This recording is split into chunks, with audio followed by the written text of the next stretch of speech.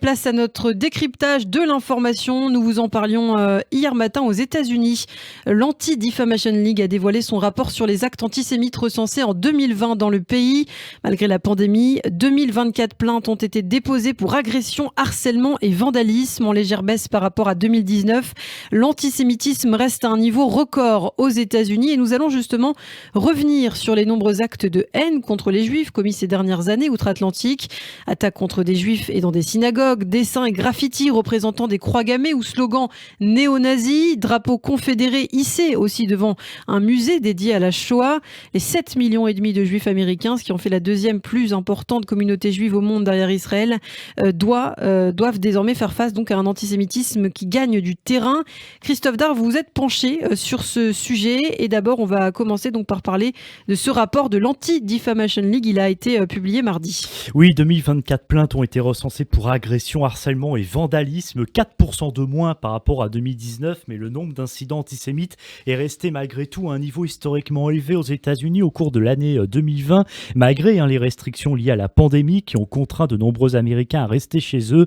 Le décompte de 2020 est le troisième plus élevé depuis 1979. C'est l'année où l'Anti-Defamation League a commencé à publier des rapports annuels et qui représente d'ailleurs plus du double du chiffre de 942 qui était enregistré en 2015. Rare motif de satisfaction, le nombre d'agressions antisémites a fortement diminué. Pour la première fois en 3 ans, personne n'a été tué dans une attaque visant les Juifs. Et dans le détail de ce rapport dévoilé cette semaine, le nombre d'agressions antisémites a diminué de près de moitié, passant de 61 à 31.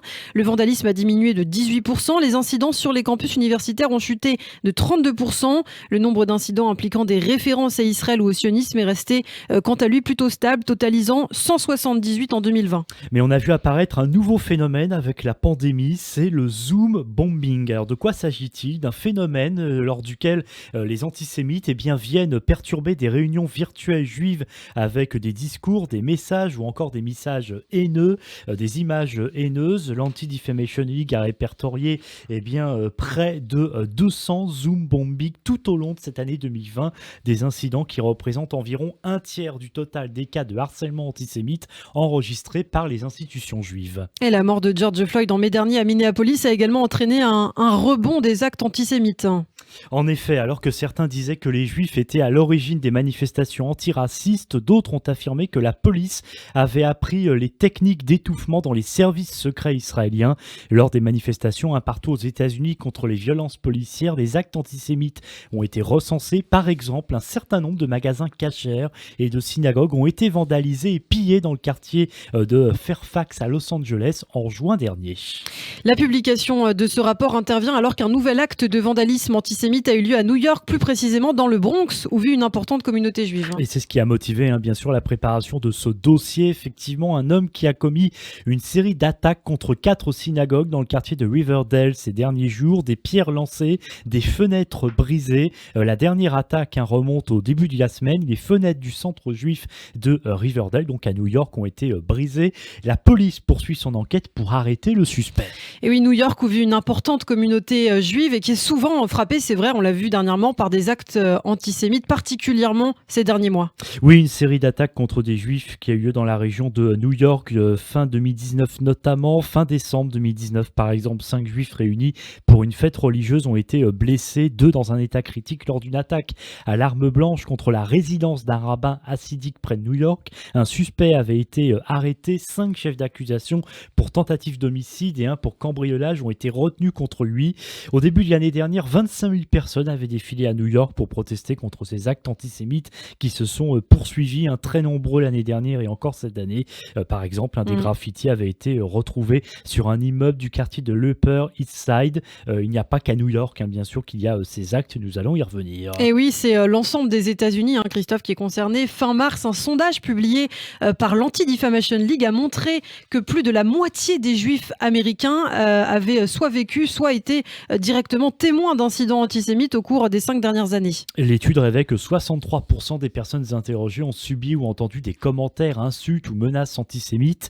9% des Juifs américains ont indiqué qu'ils avaient été physiquement attaqués au cours des 5 dernières années parce qu'ils étaient juifs. Le PDG de l'Anti-Defamation League, Jonathan Greenblatt, a déclaré dans un communiqué qu'en regardant en arrière sur les 5 dernières années, il est compréhensible que le niveau d'anxiété augmente et que les préoccupations sécuritaires résident dans l'esprit de tous. Et Jonathan Greenblatt, le directeur général de l'Anti-Defamation League, évoque les actes antisémites au cours de ces 5 dernières années. Il est vrai que les incidents sont très nombreux et on va revenir notamment sur les plus marquants, à commencer par les attaques contre les synagogues. Et le 27 octobre 2018, ce qui est considéré par l'Anti-Defamation League comme la plus meurtrière attaque antisémite perpétrée dans l'histoire des États-Unis, c'est un tireur qui entre dans la synagogue Tree of Life de Pittsburgh en Pennsylvanie. Bilan 11 morts et plusieurs blessés.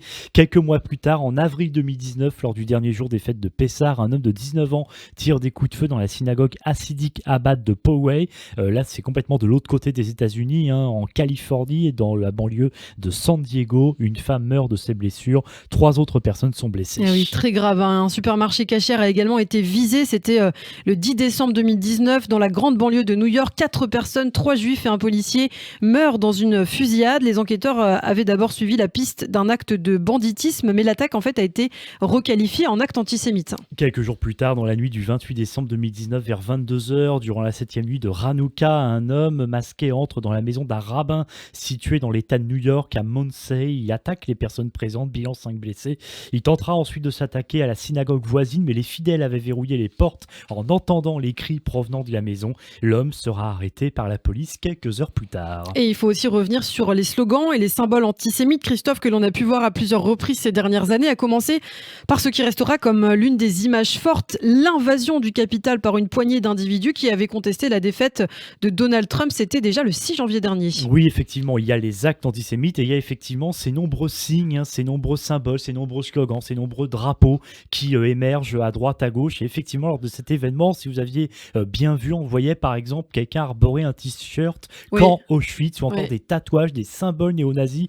D'ailleurs, il y avait des membres connus de groupuscules néo-nazis américains dans cette horde qui donc voulait s'emparer du Capitole. Dans la foulée, justement, quelques jours plus tard, un drapeau confédéré, vous savez, c'est celui qu'on voyait lors de la guerre de sécession dans le sud des États-Unis, comme celui justement planté au Capitole le 6 janvier, symbole de la suprématie blanche, a été découvert, hissé devant le Museum of Jewish Heritage, un mémorial de la Shoah situé au sud de Manhattan à New York. Et puis il faut se souvenir également des manifestations Unite the Right à Charlottesville en Virginie, des rassemblements qui remontent à l'été 2017. Des suprémacistes, des néo-nazis, des miliciens avaient protesté contre le retrait de la statue de Robert Lee, qui là aussi symbolise les États confédérés pendant la guerre de sécession.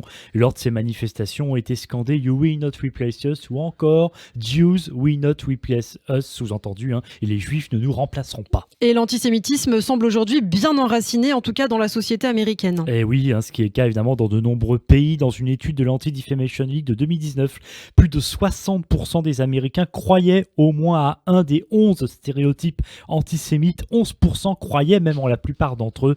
Et puis une enquête menée début 2020 a révélé que plus d'un adulte américain de moins de 40 ans sur 10 pensait que les Juifs avaient causé la Shoah. Et des chiffres très inquiétants. Merci Christophe pour ce dossier sur l'antisémitisme aux États-Unis. Et puis autre chiffre pour finir, une enquête de l'American Jewish Committee l'an dernier qui a révélé que 88% des Juifs américains affirmaient que l'antisémitisme restait un problème aux États-Unis. Au regard de cette inquiétante situation que nous venons donc d'évoquer, on ne peut qu'approuver leur constat.